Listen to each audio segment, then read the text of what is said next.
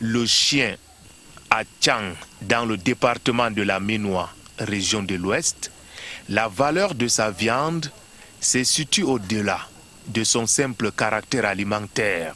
C'est contre le vampirisme. C'est comme un blindage quand tu prends ça. Le marabout et le vampire ne te voit plus. Ta viande devient amère. C'est incontrôlable.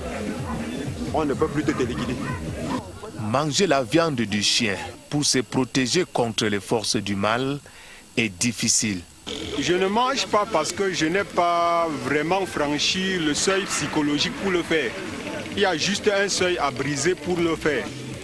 Et ce n'est qu'une occasion qui manque pour moi maintenant pour atteindre ce niveau-là. À Foréké, au lieu-dit Carrefour Lyon, se trouve ce restaurant de fortune spécialisé dans le bouillon de la viande du chien. Activité qui n'est pas donnée à tout venant. Il y a des écorces spéciales que nos parents nous avaient montré comment on fait ça. On cherche ces écorces-là, on écrase.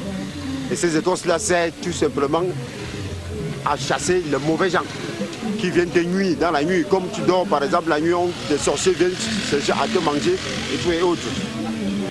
Manger la viande du chien pour se protéger contre les forces du mal est difficilement reçu par certains.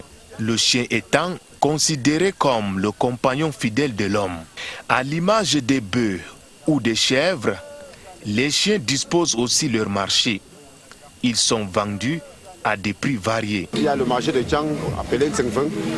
Il y a le marché des chiens qu'on vend comme les chèvres et les porcs. Tu arrives au jour du marché, tu trouves plus de 20 chiens qu'on vend. Tu achètes ta part, tu pars. Ça dépend de la grosseur du chien. C'est à partir de 12 000, 13 000, 15 000. Ça dépend de comment est le chien. Même jusqu'à 20 000 même.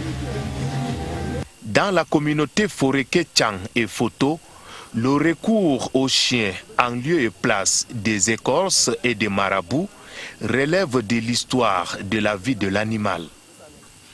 La Ménois en général, la ville de Tchang en particulier, trouve en la viande du chien une solution majeure à certains problèmes auxquels ils font face.